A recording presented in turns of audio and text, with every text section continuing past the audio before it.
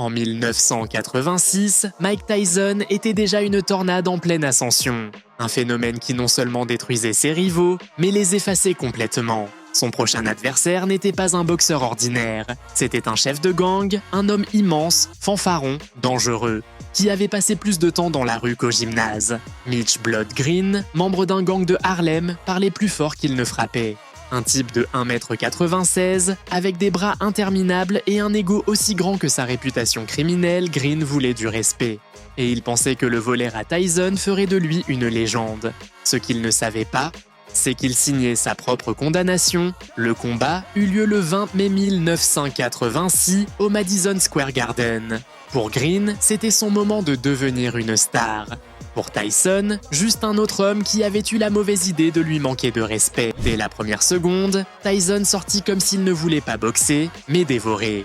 Se déplaçant sous la garde de Green, esquivant les jabs comme s'ils étaient des moustiques, Green tenta de le freiner avec son long jab, mais la pression du jeune Tyson était monstrueuse.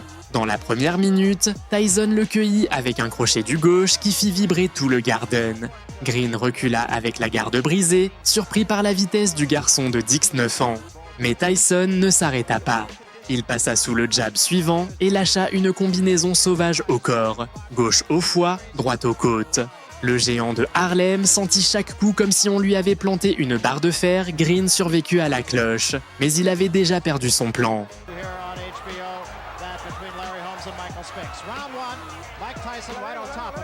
Mike Tyson comes out like a locomotive, going straight for Mitch Green. He's successful is to box. Pretty much do the same thing a boxer should do to a puncher.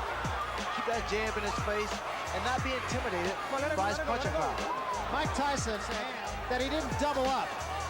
He just was a little bit lazy, especially in the later rounds. So we'll see what he does about that against Mitch Green. A little reluctant to go full steam. So when they get in the boxing ring, is either crazy or lying. What is your adrenaline? It's that anticipation of facing your opposition, knowing that he's capable, and the fact the crowd here. It's similar to Joe Frazier. Always aggressive, right in front of his man. Now we see some head movement. Green is off balance when he throws his punches. Well, the mistake that Mitch Green makes is the fact that he doesn't coordinate his fist. He's slapping his punches. And you have to make a guy like Mike Tyson respect you. Have to get those punches in and get him in sharp. That's the uppercut that was working for Quick Tillers. By Tyson. And shots to the body. Body shot slows down your maneuverability.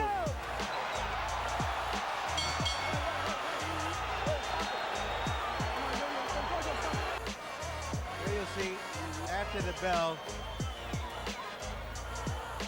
right there.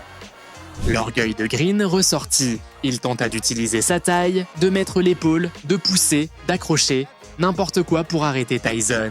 Il plaça même une droite solide qui fit stopper Tyson une microseconde. Une rareté, un éclair. Mais Tyson le regarda avec une froideur animale, comme si ce coup n'avait été qu'un affront. Et la réponse fut immédiate. Une rafale de coups au corps qui plia Green, suivie d'un uppercut du gauche qui le fit reculer en titubant. Le chef de gang résistait, mais chaque seconde lui rappelait qu'il n'avait rien à faire là.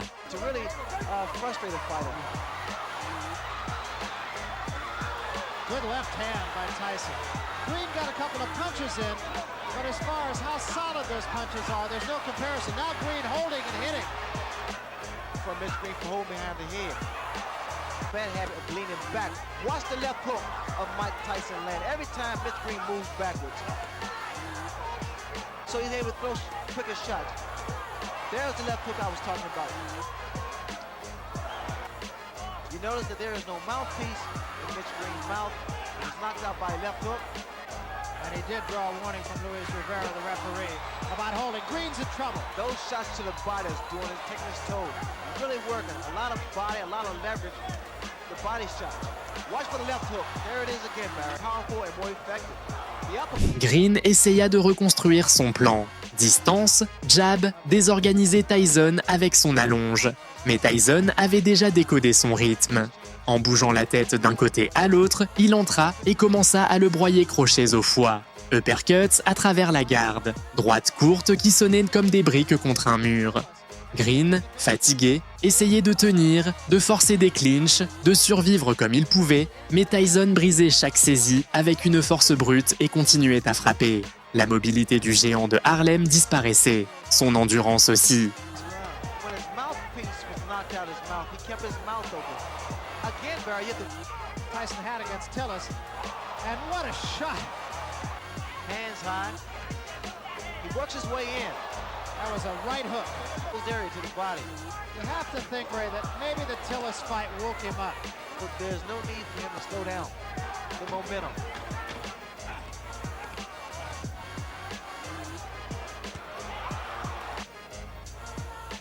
Now here we see White, the mouthpiece come out with that left jab. And in fact, why it's so difficult for Green to move because Tyson... Les dégâts accumulés transformèrent Green en sac de frappe vivant. Tyson le poussait contre les cordes avec une facilité insultante. Uppercuts, crochets, coups courts aux côtes qui semblaient casser des os. Chaque fois que Green tentait de répondre, Tyson avait déjà disparu, dansant devant lui, prêt à punir encore. On aurait dit que ce n'était qu'une question de temps avant que quelqu'un, l'arbitre, l'entraîneur, dise stop. Mais Green, têtu comme peu de gens, restait debout. Hook, solid left hook. Left hand, top of the head. That right hand, left hook of Mike Tyson is very, very That effective. was another big shot. What his best weapon was, and he said, my elusiveness. He has said nothing about his punching power. That's something that he did not do against Quick Tillis.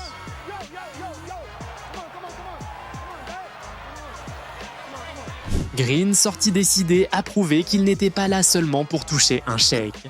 Il tenta d'utiliser son allonge et de lancer des jabs constants, comme s'il voulait construire un mur entre lui et Tyson. Mais Tyson le brisa en quelques secondes. Il entra sous la garde, planta une droite courte au menton, puis un crochet au foie qui fit grogner Green de douleur. Même ainsi, le chef de gang ne tomba pas. Il répondit en accrochant et en poussant, essayant de transformer le combat en bagarre sale. Tyson le secoua plusieurs fois dans les échanges courts, mais Green tenait par pure obstination. C'est là qu'on comprit que son plan n'était pas de gagner, mais de survivre. Another big left hook. Turn about going the distance, going 10 rounds. In fact, we talked to him about that. Tyson's talking to Mitch now. This fight, he fought hard for about 5 rounds, and then he seemed to coast a little bit. Look at the way he's doing now. Slip punches. Big right hand. Big, and that wobble, Mitch Green, for a second there. You tie a fighter up is to at least clear your head, or either to How hard Mike Tyson hits can be learned in talking to some of the people he fought. look at here. Just laughing at him.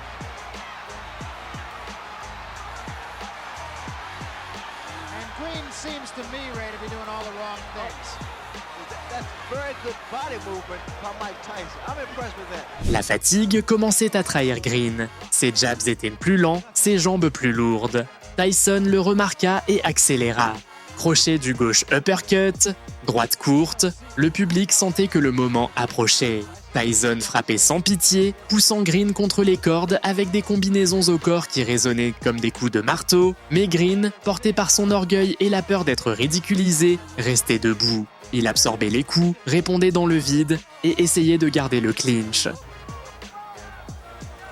Another big left hook.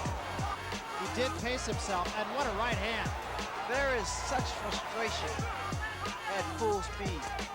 Look at here, you can tell that he is not concerned about going the distance, throwing those shots.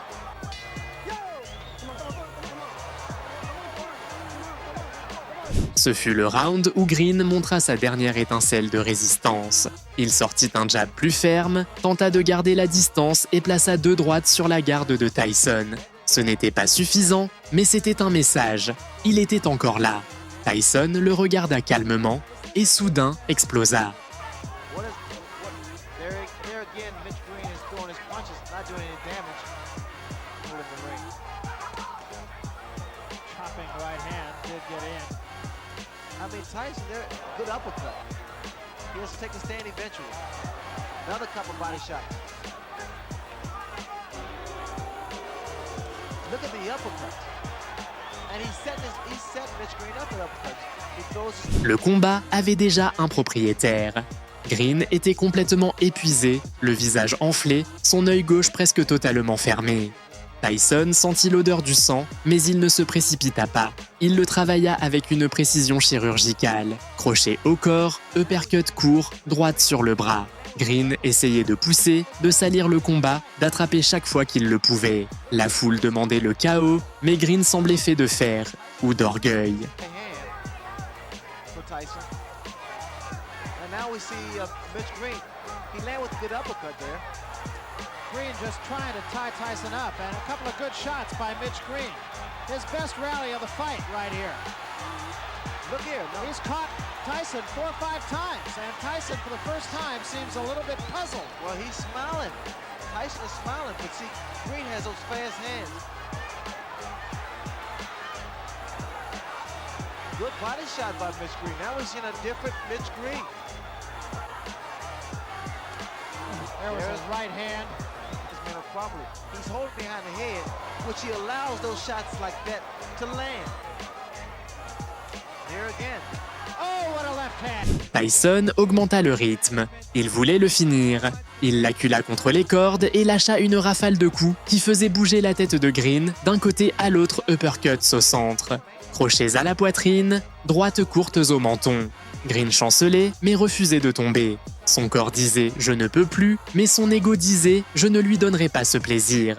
Ce fut le round le plus dur pour lui, et pourtant, il survécut. Fight a title fight, but that somewhere down the road he will have had the training to win a title fight. Tyson draws a warning for headbutts.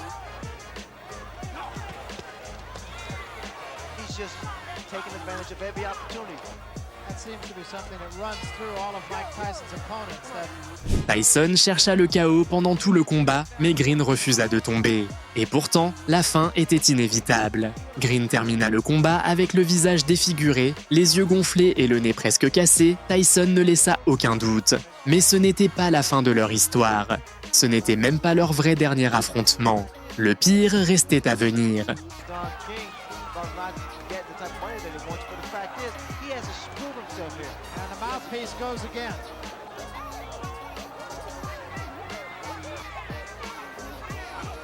What's going to happen as Tyson gets further and further into his career?